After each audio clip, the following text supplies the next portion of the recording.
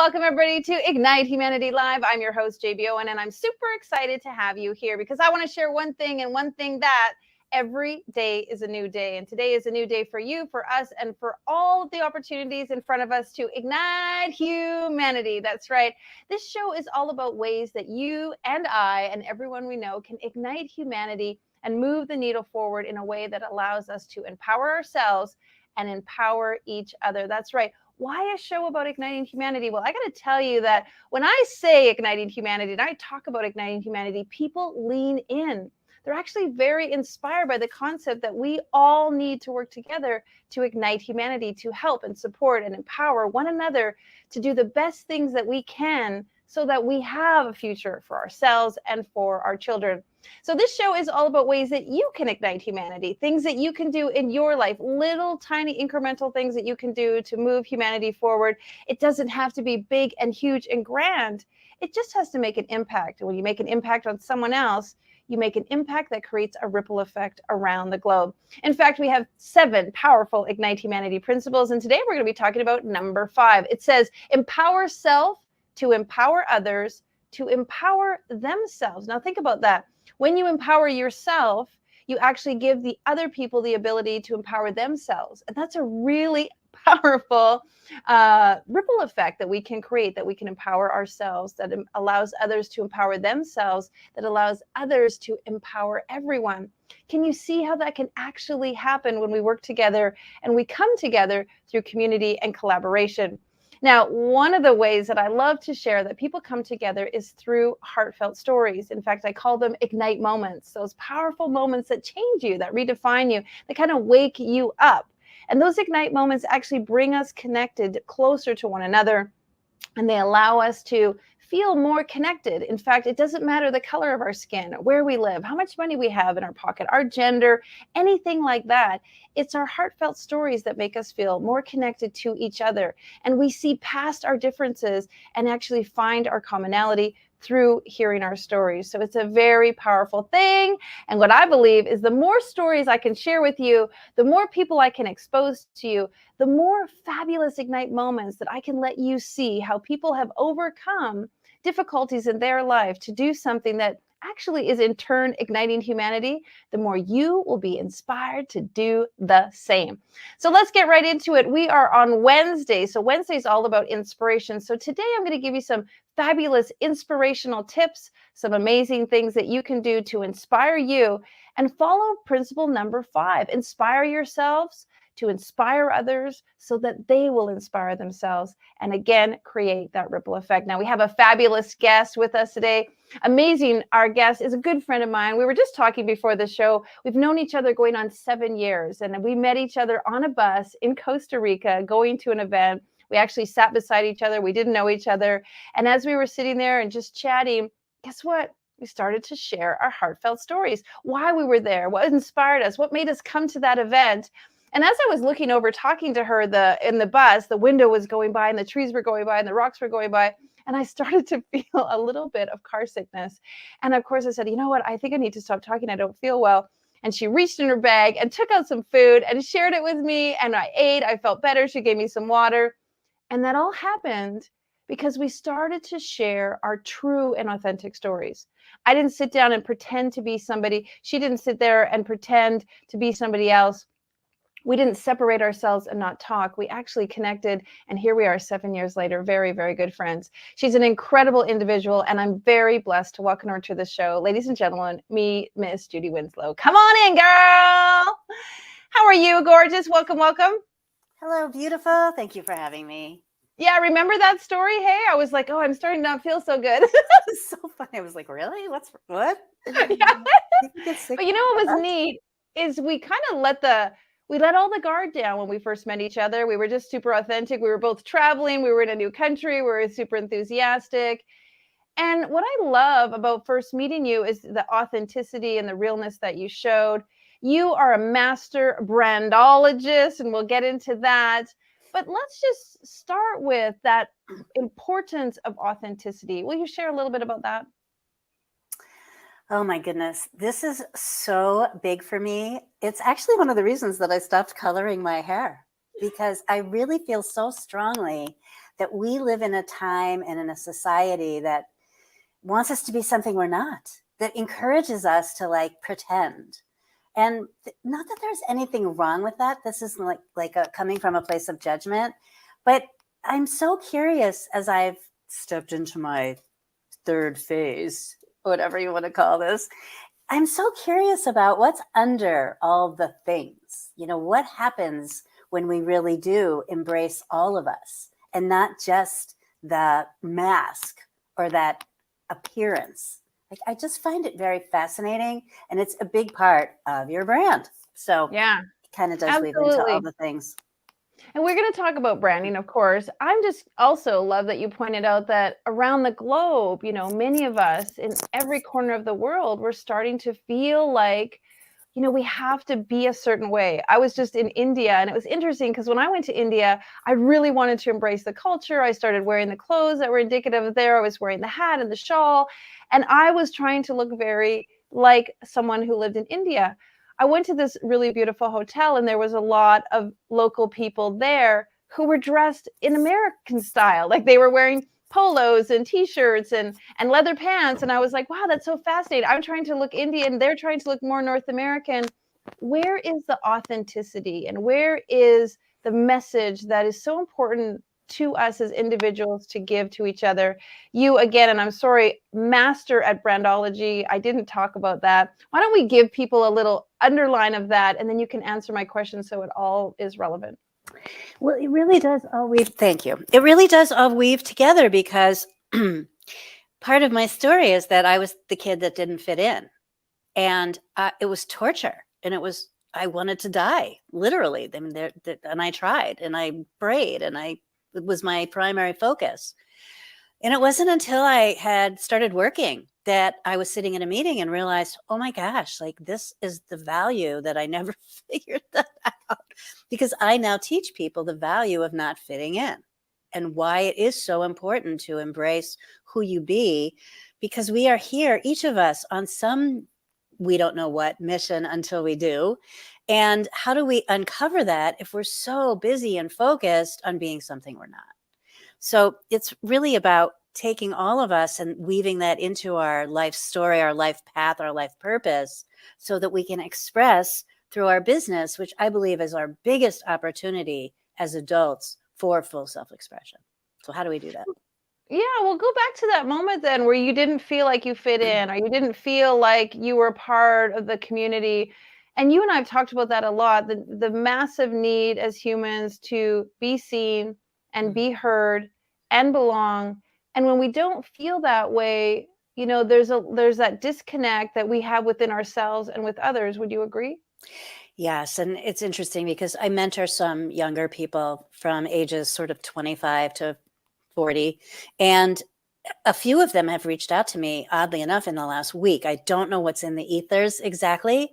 And they're all really struggling. And the conversation was, how do we lean into that discomfort so that we can come out on the other side?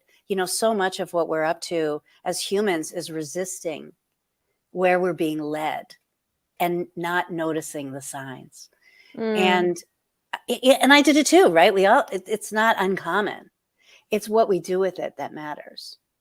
Yeah, I feel you. I mean, that's the whole reason why we wanted to create this show, is because people are feeling the wobble, I call it. They're unsure. There's like this not stability, this not stable ground underneath them and behind them. They're not feeling the same sense of what's possible. One of our principles of raise the consciousness of what's possible. But when you're chatting with them, give us some inspiration. What do you say to them? What can you say to us? What can you say to the viewers? Well, part of it is really, I think, acknowledging that there, as you just mentioned, I think there's something going on in the collective consciousness, right? We've had this very difficult period, unprecedented, hello. And the energy in the world is very off right now. It's off.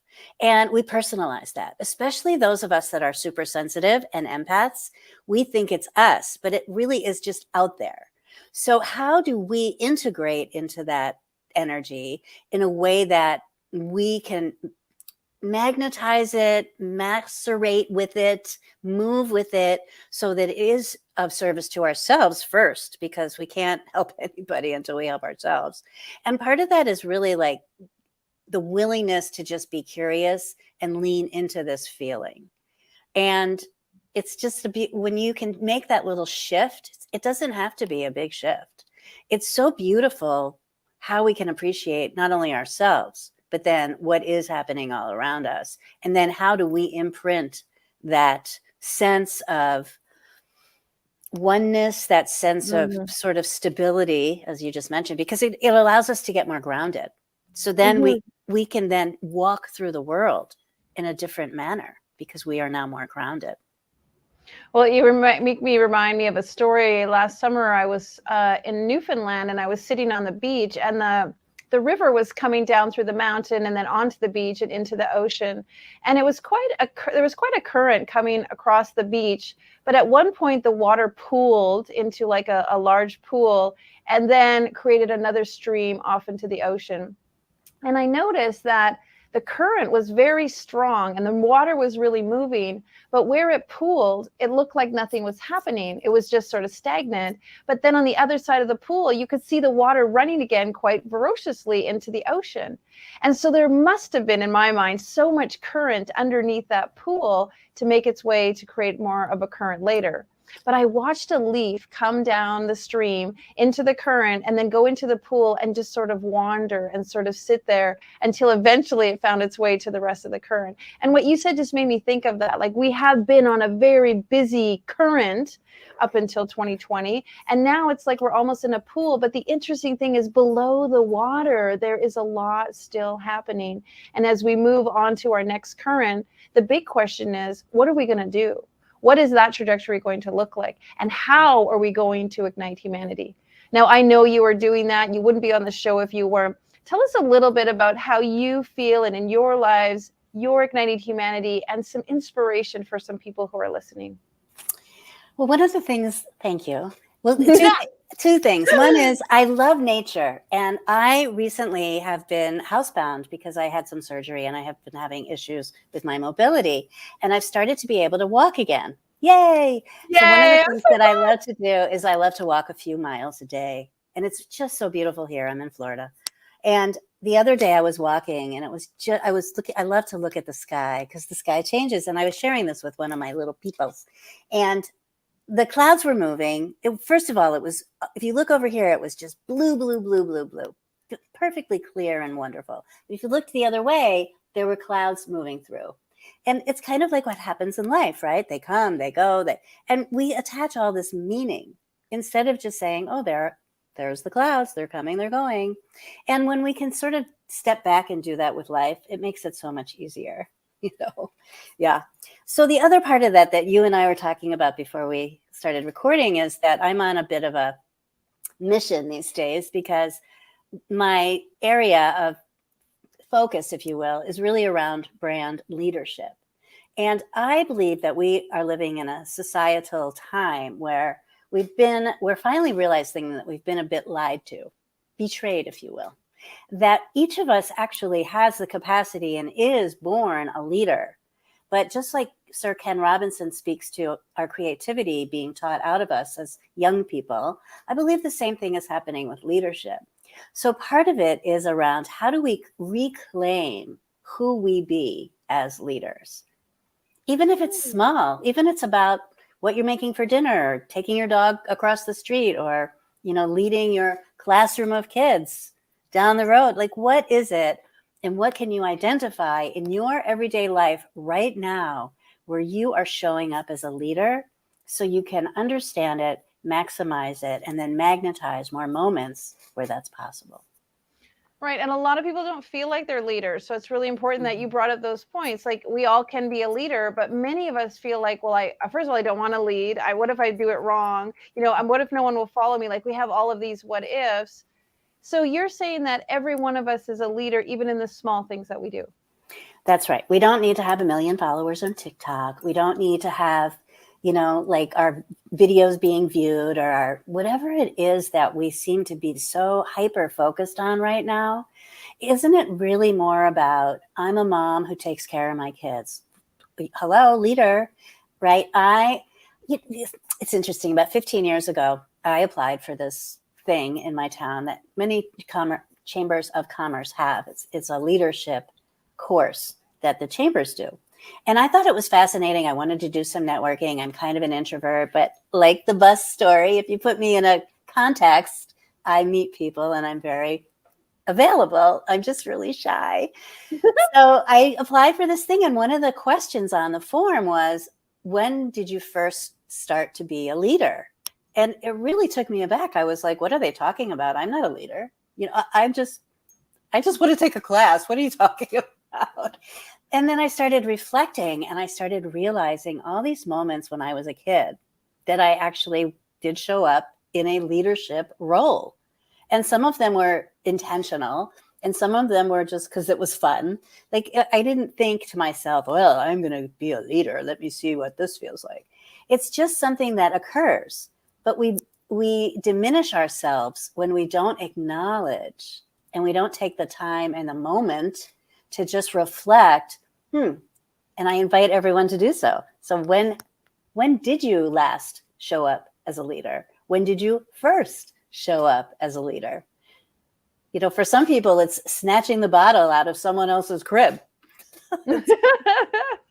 Well, actually, I was thinking of it. I was in the lineup to get on the plane, and go up to the girl who scans the ticket, and I was like, "Good morning," and then the next person said, and she's like, "Good morning," and then the next person said, "Good morning," and we just started this little chain reaction of saying good morning and acknowledging one another. And that makes me think of even those little things just leads people into doing something differently than I could have just been on tunnel vision, or I could have just not been friendly. And so you're right. I mean, it makes me think of all the times we have an opportunity actually to be a leader and have an opportunity to set the tone.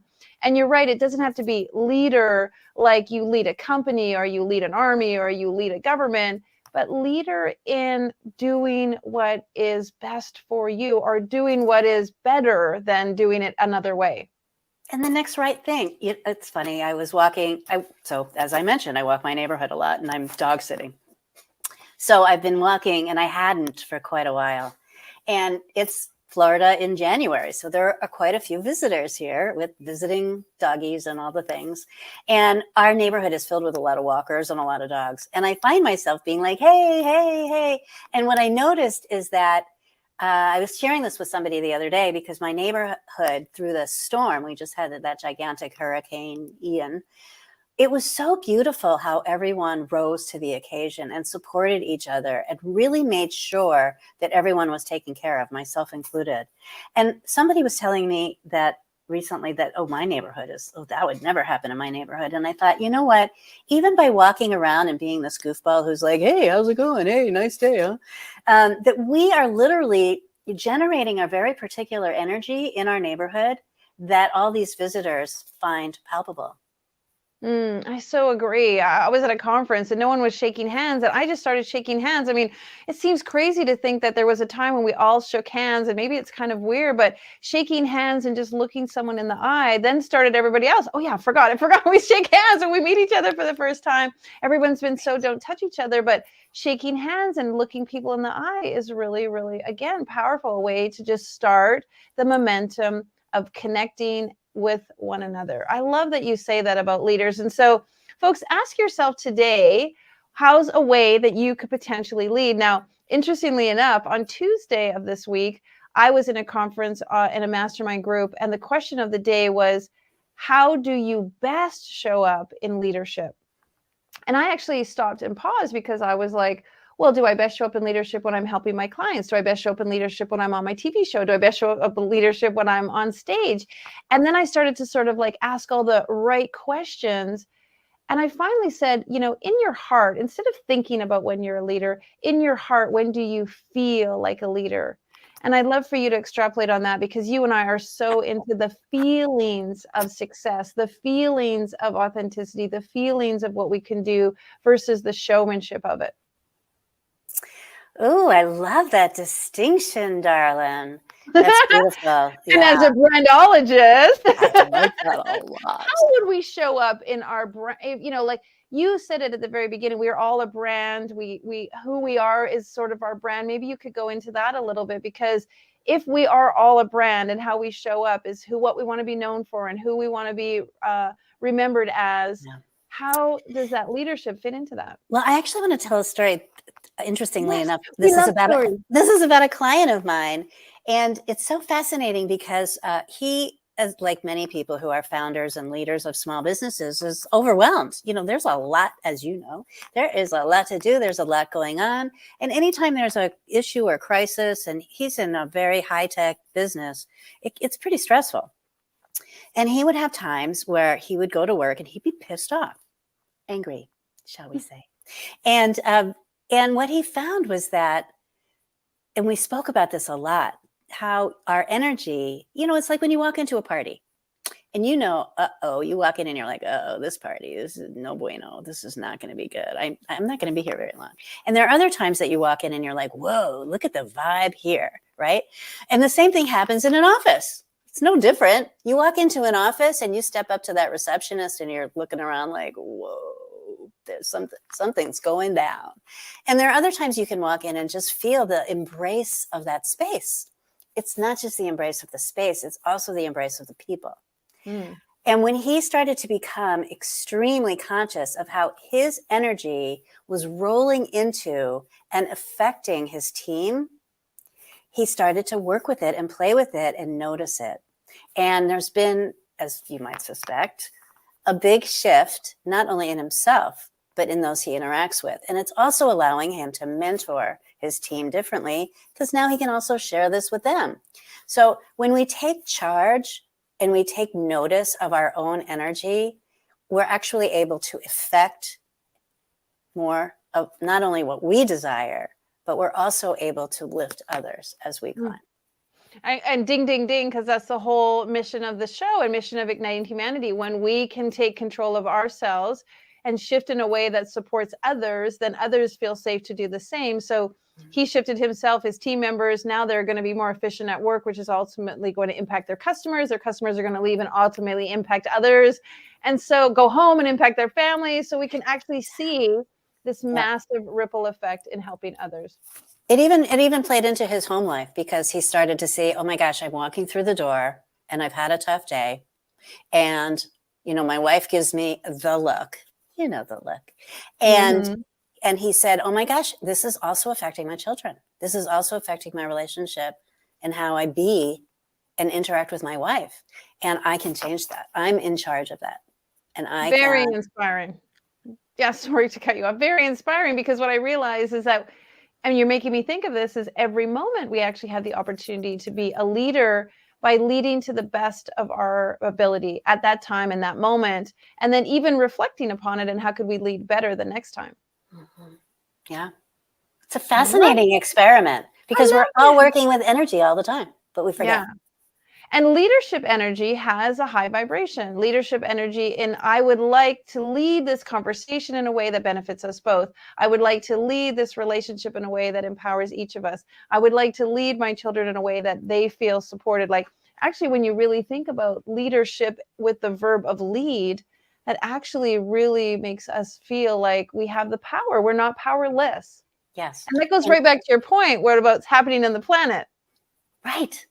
Like if we each did that, even just an incremental, like this much more than we're doing it right now, that much, maybe that much, maybe that much. I mean, just if you stretch into that, it's kind of staggering how powerful it could really be. Right. And it makes me think of, like, a ship leaving New York can change 1 degree and end up in Morocco versus ending up in England by 1 degree, because 1 degree incrementally over a long period of time has like a massive difference to it. And so if you're right, just this little bit could make like a huge impactful difference. Correct. All right. Leave us with some inspiring last words. Well, I think that's really a wonderful exercise. I'm a big Jack Canfield person, and I'm a trainer and all the things with him. And he has an exercise that speaks to this. If you were to increase something in your life that you desire and move towards that and change 1 to 5% make a course correction of 1 to 5%, think of the impact that would have. Fantastic. And we haven't really been bragging about you, but you're pretty phenomenal yourself. Tell people what they can do if they would like to know more about you and how they can find you. Well, you can check out my website at unforgettablebrandz.com, because I believe that we are all here to be unforgettable, that we all want to be seen and heard and appreciated and express ourselves freely. And that is the definition of an unforgettable brand. So if you are a founder or a business owner, I would love to chat with you. And if you are somebody who I work, as you know, I founded TEDx Sarasota, and I work with TEDx speakers and wannabes. And yeah, it's really about how do you become your best self? That's my mission in life, is encouraging, empowering, and assisting others in that path. Yes, beautiful. We love it. All right, well, check out Judy at unforgettablebrandz.com. I love having you here. You and I know we could talk so much about all kinds of different ways, but you truly have inspired us. And thank you so much for being on the show. Big hugs to you. Thank you. Great to be here. You got it. Well, as you can tell, there is not any limit to the things that you can do in being a leader. You can just get up off of your couch, wherever you are, turn off your phone, close your computer, or shut down your iPad and go and be a leader right now in the little tiny ways that you lead. Say hello to somebody, offer a handshake, a hug, hold the elevator door, buy the coffee for the person behind them, go and listen to your kids, make an effort with your spouse, and decide that even if someone is a stranger, you'll say hello to them or make a little bit of effort to brighten their day. That creates momentum, that creates velocity, and that will ignite humanity. Well, if you want to know more what we're up to, you can go to our website and check out all the things that we're doing to ignite humanity. We're doing a book, a docuseries, a documentary, and of course, our Ignite Humanity Live. We have lots of ways that you can get involved and ignite humanity. Additionally, if you would like to support our charity, we are building schools around the globe to ignite literacy. And you can go to our ignitehumanity.life/donate and share a little bit of funds with our school initiative. $1, just $1 buys a brick to help build our school. And we all know that we have $1 to spare. And if you want to see our past episodes or watch a little bit more about what Judy's up to, please go to ignitehumanity.life/watch so you can see all of our past episodes and all the things that we've been doing with our many, many guests. We are here for another 240 days. That's right. Monday through Friday. You can watch us here live on Traverse TV, or you can get our recording on many of our affiliates. We love to hear from you. So if you've got something to share, go to our website and fill out our type form, ignitehumanity.life/share, so you can tell us all about you. All right. Well, that's it for today. We hope you have a great day and go out and ignite somebody's life. Now, more than ever, we need to come together to connect with one another.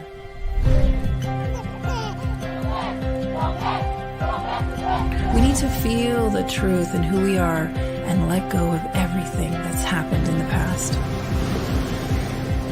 We need to empower every person on the planet and awaken hearts, enliven souls, come together, laugh, play, rejoice, connect, create, and love.